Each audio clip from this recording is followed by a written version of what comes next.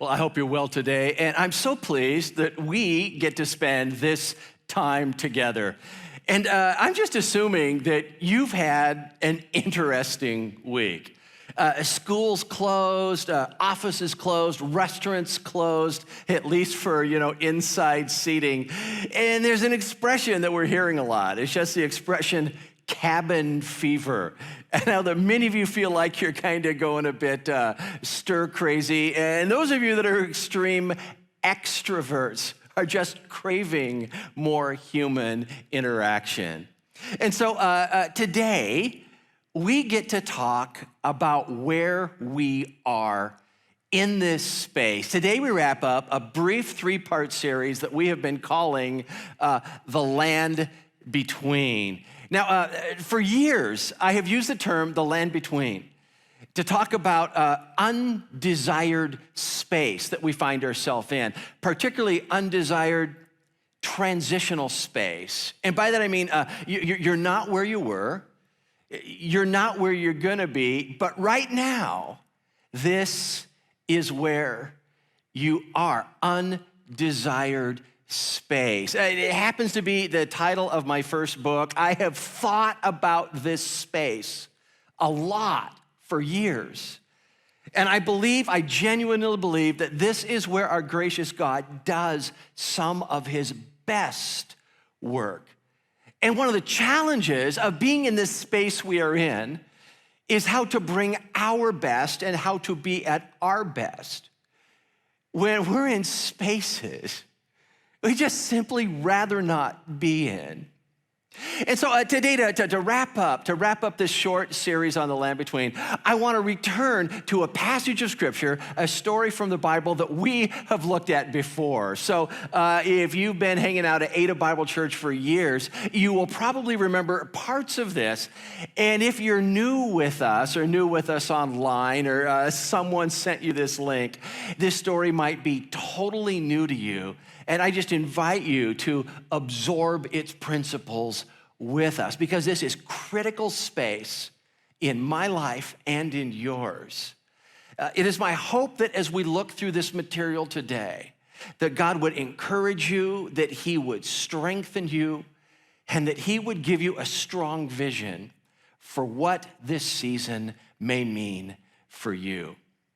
And so let me just kind of begin by saying that if you ever find yourself in this space, in the land between, you can actually locate yourself on a map. And it's here. You are here. It happens to be a map of the Sinai desert. Now, the storyline goes like this. For generations, the Israelites were a slave people here in Egypt under the pharaohs. And God comes to a shepherd. Some of you know the guy's name. A guy by the name of Moses. And God says to Moses, go to Pharaoh and say, let my people go. Listen, not Moses' people, but God's people. And Moses is to lead the children of Israel out of Egypt into a place over here called Canaan. But as we open this story today in Numbers chapter 11, the Israelites aren't in Egypt. And the Israelites aren't in Canaan. They're in the desert. They're stuck between. From this satellite map, I just want you to see the colors. Egypt is green. The Nile River Valley flows into the delta as it comes into the Mediterranean Sea. Now listen, for the Israelites, this was the land of slavery. But from a vegetation standpoint, things just grew there. It was lush in agriculture. And so they're going to leave Egypt, which is green, and they're going to head up here to Canaan, which on a satellite map is also green. In fact, in the Bible, Canaan was often called the land flowing with, some of you know how that expression ends, the land flowing with milk and honey. And so they're leaving Egypt, they're on their way to Canaan. Listen, they are in the brown space between two green spaces. And right about now, some of you are asking, okay, Jeff, I got a question. If all those people, all of the Israelites, the whole nation, if they're in the desert, how in the world did they eat? And the answer is that God provided a food substance that would appear on the ground each morning. Some of you know what the name of that stuff was. It was called manna. And the word manna literally means, what is it? Because when they came out in the morning and saw these flakes on the ground, it's kind of like, what is this stuff? So they call it manna, which is Hebrew for what is it? And they would, ever since I was a kid, whenever I heard that these were flakes that would be on the ground, this might be wildly inaccurate, but in my mind, I always imagined like cornflakes. Probably not what they look like, but that's the image indented in my brain. And so they would pick all these up, and then the idea is that you put them into like a mortar and pestle, grind them up, and then add water, and you would have a manna mush. Or you would take the manna mush and you would bake it, and after you baked it, you would have like manna mush cakes. And this is what these wonderful people had for breakfast, lunch, and dinner, day after day after day after day. If my math is right, they've been eating this stuff for 2 years, and they are sick of it. And so I just want to invite you to the manna riots of the Sinai desert, the manna riots of the Sinai desert. Now, the verses I'm about to read from Numbers chapter 11, this really only works if you read these verses with a really whiny voice. So dive in with me. It says, the rabble with them, they began to crave other food. And again, the Israelites started wailing, and they said, if only we had meat to eat. Oh, we remember the fish that we ate in Egypt at no cost. Also, the cucumbers, the melons, the leeks, the onions, the garlic. I remember the garlic. Do you remember the garlic? But now we've lost our appetite. We never see anything but this, what is it? We never see anything but this stinking manna, my friends.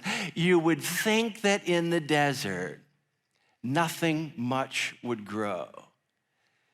But the land between is fertile ground. It's fertile ground for complaint.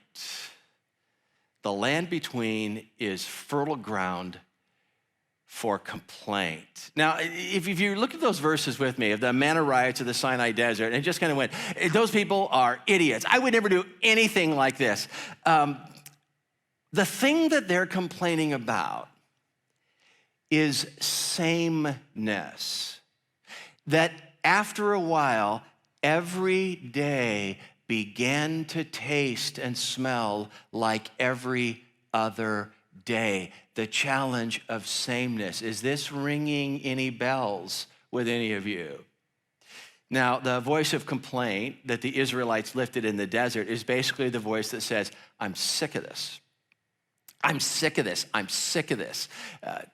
I've created a little list of things that it's possible that you might be sick of already.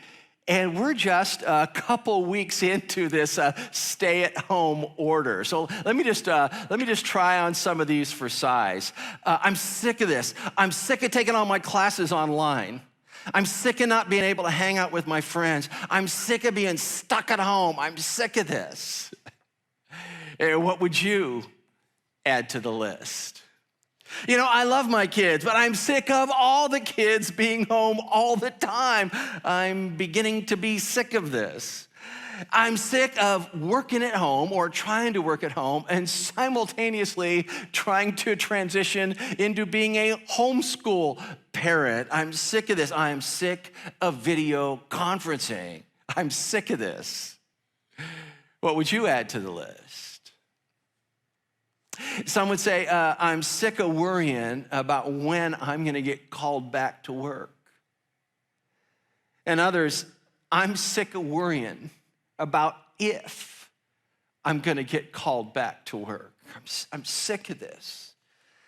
Say, Jeff, you're missing it, dude. There are no sports I mean, forget about the economy. They canceled March Madness. Can you believe that?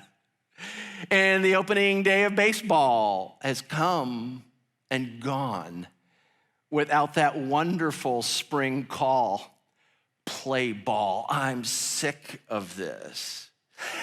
Is anyone else sick about being confused about what day it is? Is it Thursday? Is it Saturday? Does it even matter what day it is? I'm sick of washing my hands again. Happy birthday to you. I'm sick of walking down the sidewalk and having to step off into somebody's lawn to give someone 6 feet of clearance.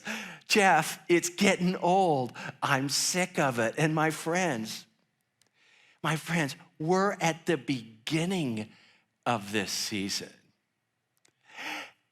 I do know that for some of you, life has never been better. I mean, those of you that hate to hug and you just love your personal space, when you heard, wait a minute, people can't get closer to 6 feet to me, I can deal with that. In fact, you're hoping that it becomes a rule long term. But for many of us, life is strange.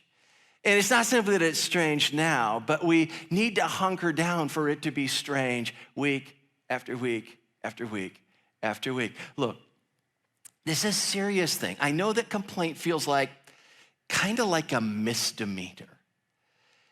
But I need to convince you that when you begin to live with a spirit of complaint, listen, your heart is at risk. You see, later in this story in Numbers chapter 11, if we read down far enough, you would discover that the Israelites weren't just complaining about the cafeteria food.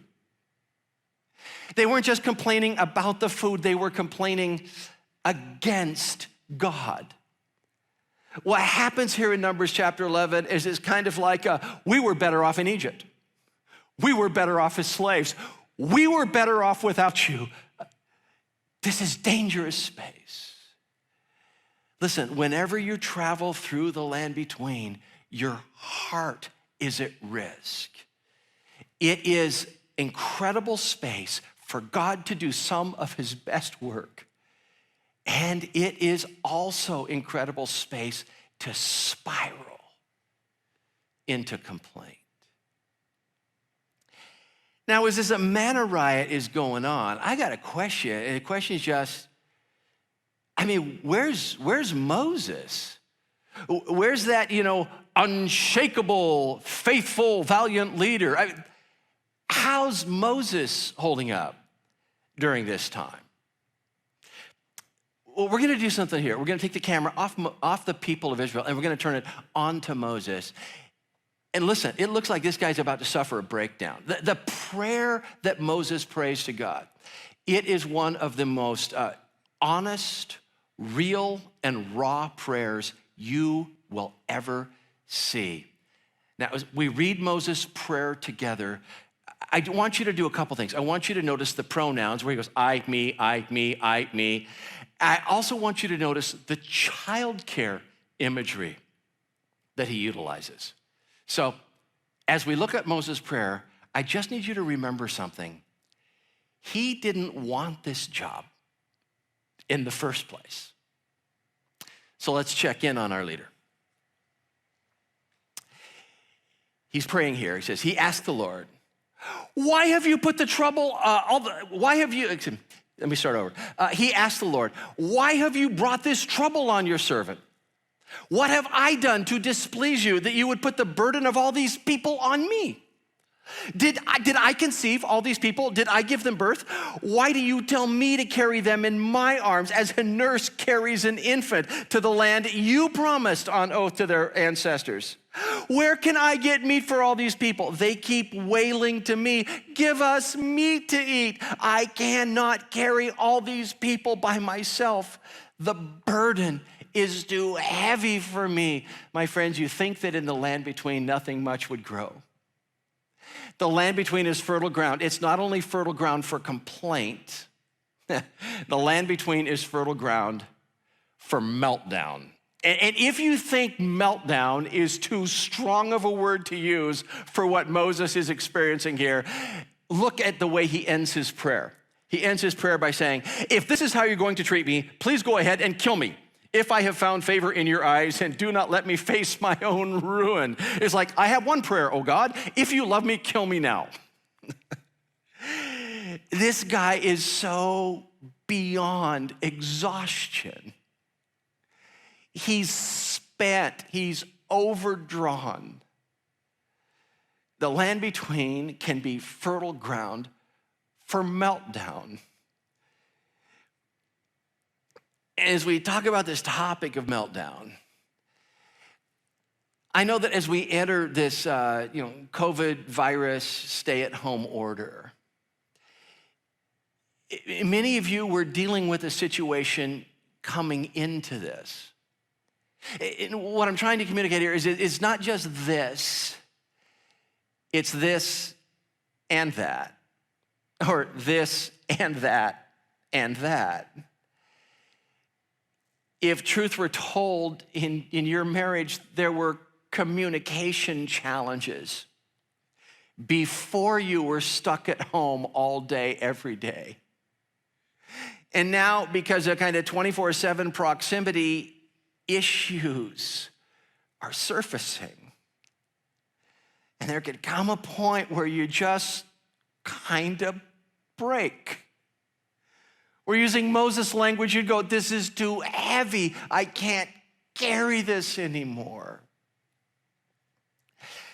You know, there are massive, massive financial concerns about how long it will take the economy to recover. How long will it take things to get back to normal? I also know that many of you would say, dude, things weren't great when we went into this season. And you know that things could go from not great to really bad. And you're fearing a moment on your horizon where what if something breaks and you just go, this is too heavy. I can't carry this anymore. The land between, it's fertile ground for emotional meltdown. Some of you were carrying a medical issue into this. You were already lined up for chemo treatments. And then over the news, again and again, those most at risk are those whose bodies are already compromised. And you're going, that's me. Or it's someone you love. You combine these things, relational tension, financial strain, medical issues with you or loved ones that you carried into this. I'm telling you, something can break. The land between is fertile ground for emotional meltdown. There could be a moment where you just say, it's too heavy. I can't carry this anymore. That's the language. That's the language Moses uses for trying to carry these people across. For Moses, this isn't like carrying a baby across the desert. This is like carrying a Buick across the desert. And he goes, I just can't carry this anymore. The image is like, if you've ever had the challenge of like trying to carry a washer or dryer downstairs and you don't have it at a good angle and your fingers start to numb out and then give way, that's where Moses is. He goes, I just can't carry this anymore. I got a question. Why is this rant included in our Bible? I mean, the dude is clearly coming unhinged. What's this doing here? This isn't the only time that we find people clinging to emotional health voice their situation to God. I do need you to see that. Moses is not just ranting about life. This whole thing is sent Godward. God, this is the situation that I'm in. God, I can't carry this anymore. If you find yourself in this season in one of these meltdown moments. Just a couple words that you may find helpful, and they are these: I am not alone. I'm not alone. Some of God's choice servants have struggled with emotional stability in their dark moments of life and leadership. Just please know that. If you had a meltdown last week, or if one is coming, you are not alone. And I got a little favor to ask. It's possible that you might have a copy of that book, The Land Between, floating around your house somewhere or buried in a box of books in the basement. If you've got one of those floating around your life, can I ask you to excavate and unearth it and read the little section on meltdown?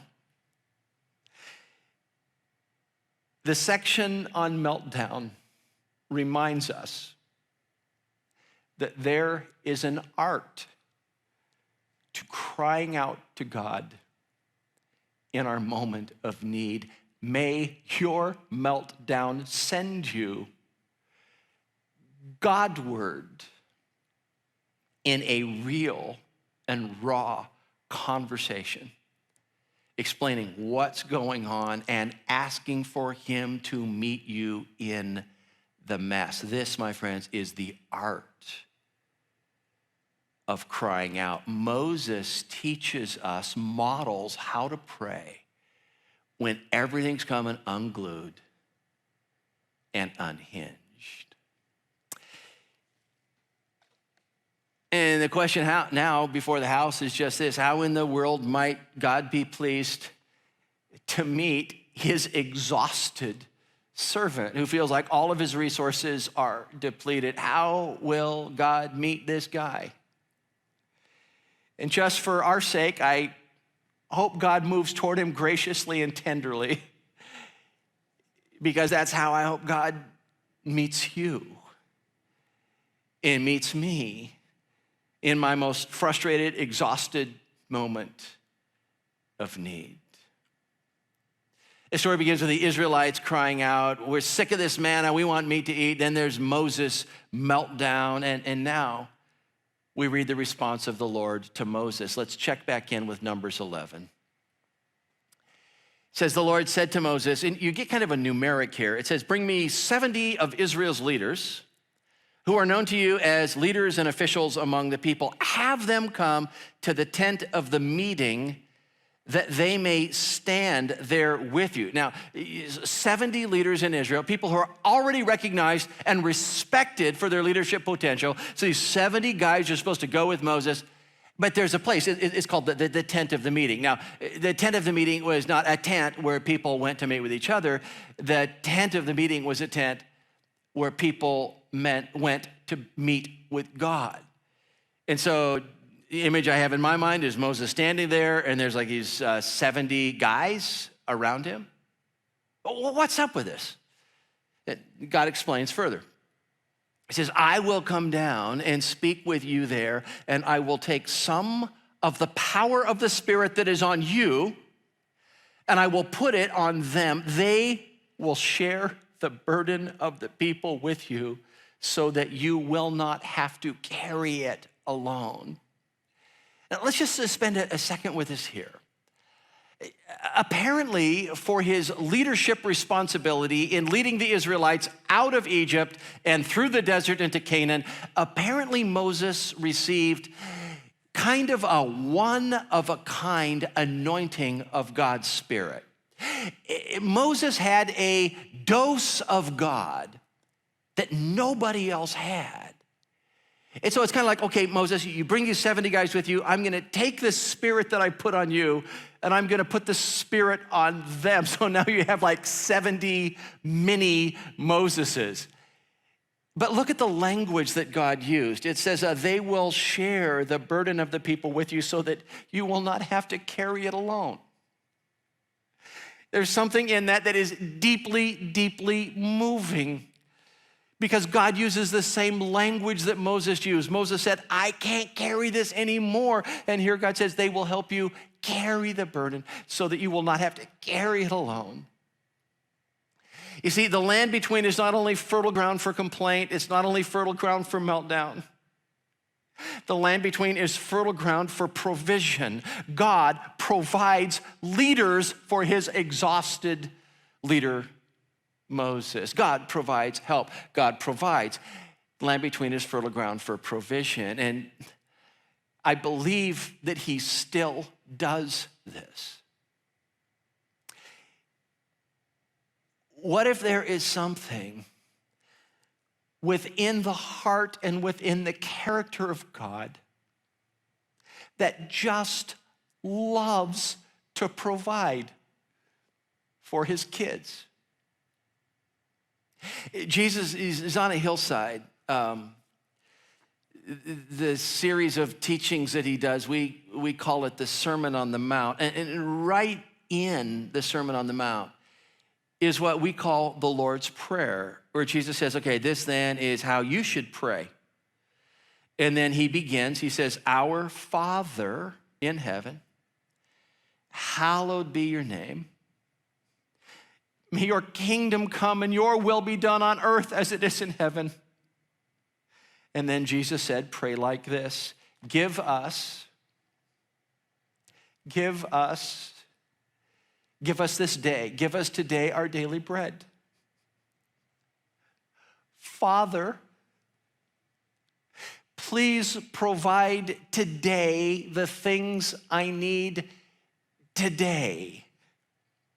Give us this day our daily bread. Provide the groceries that we need today. Provide the patience that we need today. Provide the endurance that we need today. Please provide the gentleness that we need today. Please provide the peace that we need today. Please provide the joy that we need today. Give us this day our daily bread. Give us today the things we need today. This is how Jesus coached us to speak with our Father about those things that we need. Give us today our daily bread. This is not unique. The term that is used in the Bible so frequently is the term grace. But just understand that whenever we have a conversation about grace is a conversation about that aspect of God's character that is wildly generous. God, your Father, just loves to give and to provide. We see it in the nature that surrounds us with the variety and with the crops and with the flavors and the textures of our food. It appears from the world he created and crafted that the designer loved to provide and loved to give. But it went beyond groceries. One of the first verses that a little kid is likely to learn in a children's ministry or a Sunday school class or Discovery Village is the verse, for God loved the world so much that he gave. He loves and he gives and he loves. It's in his character to love and to provide. God loved the world so much that he gave. And some of you know what Jesus was talking about. Those are the words of Christ. When Jesus talked about that, he wasn't just talking about our financial needs. He was talking about the way that God would meet our deepest need. What Jesus was pointing to there was to the cross.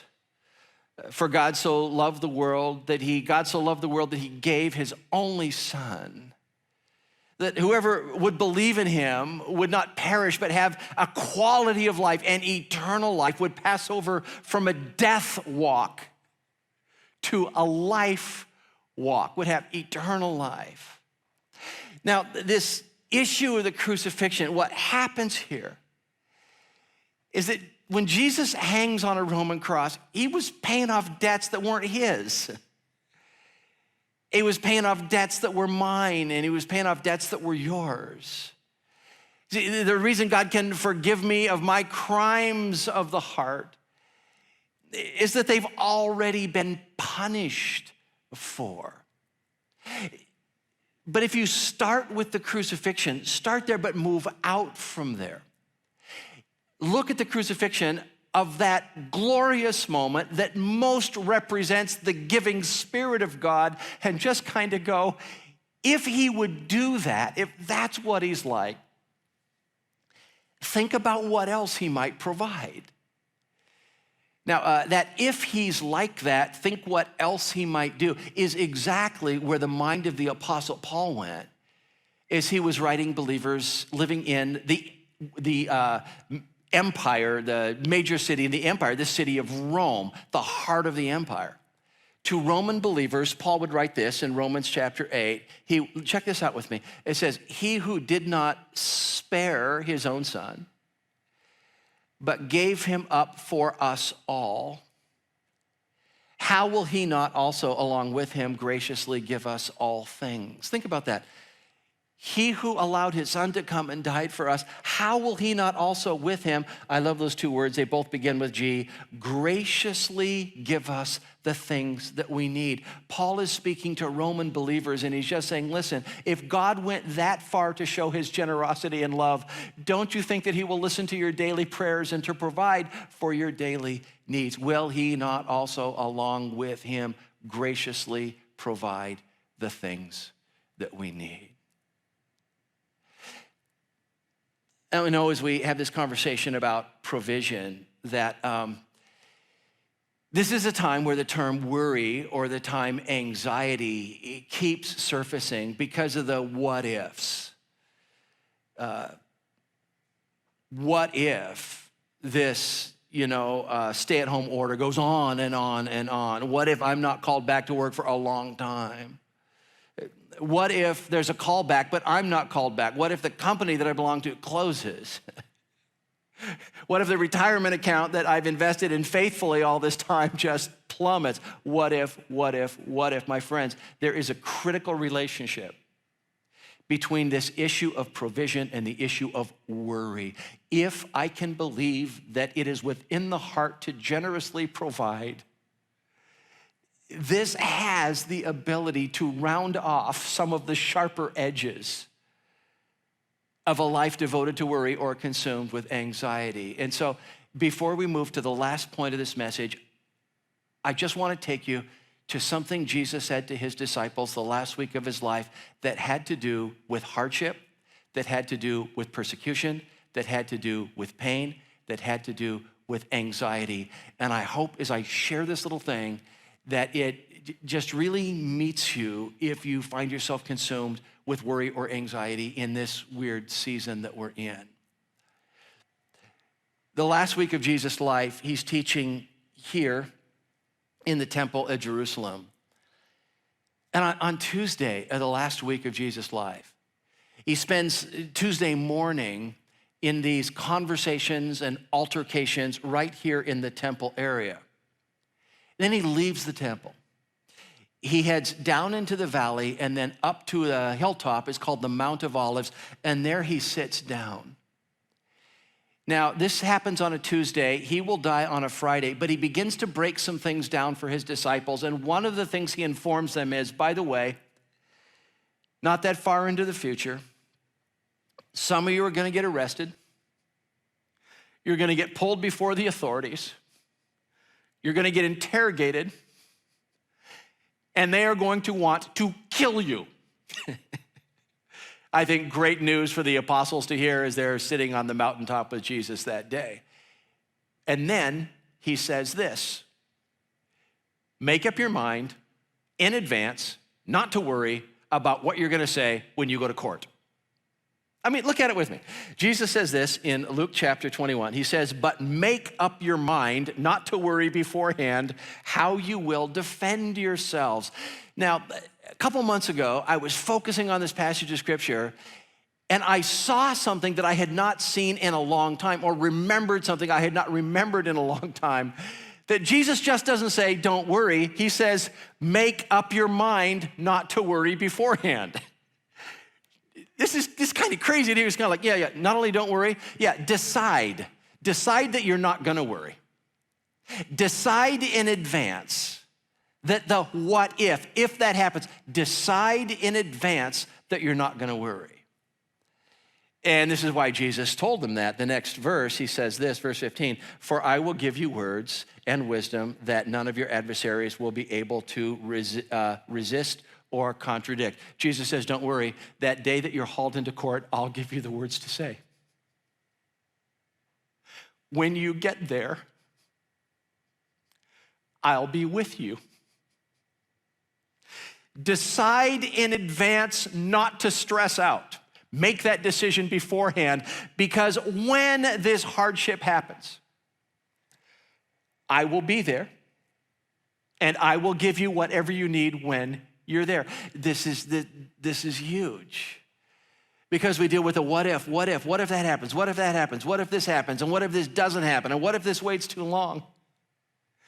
And I think it can be incredibly calming just to remind ourselves, then Christ will meet me there.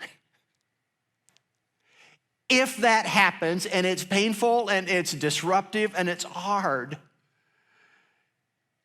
he will meet me there. See, this is a conversation about provision. It's a conversation about living with a lower level of anxiety because, critical word, because we trust that Christ will meet us in whatever challenge we experience.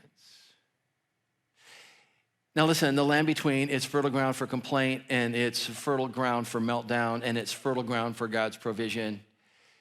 Really, what I've been trying to say today is that the land between is fertile ground for growth. The land between is fertile ground for your transformational growth. Question: what are they doing there? What are they doing there? You say, well, you had to go through the desert in order to get from Egypt up to Canaan. Yeah, but it didn't take that long. They've been there a couple years now. It seems totally unnecessary. What are they doing there? And the answer is that God has them enrolled in trust school. They do not exit Egypt as an orderly group of God followers. When they leave Egypt, they are an unruly mob of ex-slaves indoctrinated in generations of Egyptian idol worship. And they're supposed to go to this land where they are representatives of the one and only invisible God of the universe. They don't know this God. And they certainly don't trust him. And so the land between is trust school. And that's the question with every single difficulty they experience. God just says, listen, I need you to trust me. Will you trust me? I need you to trust me when it looks like Pharaoh is attacking you with his chariots. I need you to trust me. When you run out of water, I need you to trust me. When you run out of food, I need you to trust me. When you've eaten the same stinking meal, breakfast, lunch, and dinner for 2 years, I need you to trust me. I need you to trust me. But my friends, this is so not automatic. The land between is fertile ground for transformational growth. It is a greenhouse for trust to grow. The land between is also the desert where faith goes to die. And we decide. I've discovered something about complaint. And that is that I don't have to send out an invitation for complaint to show up. I am stuck in my house just one more day, and complaint comes to visit me. It arrives as an uninvited guest. You come home from another disappointing trip to the store, and you learn that complaint has moved into the guest room, is unloading all of its luggage into the dresser in the guest room, and is then running a load of laundry and is rooting through your refrigerator for something to eat. And then even as you evict complaint, as you pick up its bags and take them out to the curb and set them down, a complaint sneaks back in the guest room window. Complaint resists eviction. We've heard it said before that good movement, it pushes out bad movement. And bad movement pushes out good movement. I believe that the way to deter complaints return is by inviting another guest into your home, and that guest is trust. And when complaint tries to move back in, there's already a guest occupying that bedroom and is occupying the empty seat at your dining room table. You see, these are incompatible roommates. Trust and complaint are incompatible roommates, and one inevitably pushes the other one out. I think one of the most helpful and powerful prayers that can be prayed in the land between is this prayer. God, I will trust you in this space. I don't like this space. I don't want this space. I didn't choose this space. I don't even understand this space, but I will trust you in this space. It's a powerful prayer. I don't like being here, but I will trust you while I'm here. Or perhaps even the prayer, God, help me to trust you in this space. The land between is fertile soil for your transformational growth, for your growth in learning to trust God, perhaps like you have never had to trust him before. What I've been attempting to communicate today is just this, that the terrain we most despise just might produce the crop that you crave. The soil that you hate might end up producing the fruit that you love and that honors your God. My hope is that you thrive in the land between, not just survive this COVID stuff, but that you actually emerge on the other side of this, not with a faith that is merely intact, but a faith that is better and that is more vibrant than it has ever been before. May you thrive in the land between. And what I would like to do is to close, and the blessing that I want to give, I would just like to read a blessing that I wrote some years ago.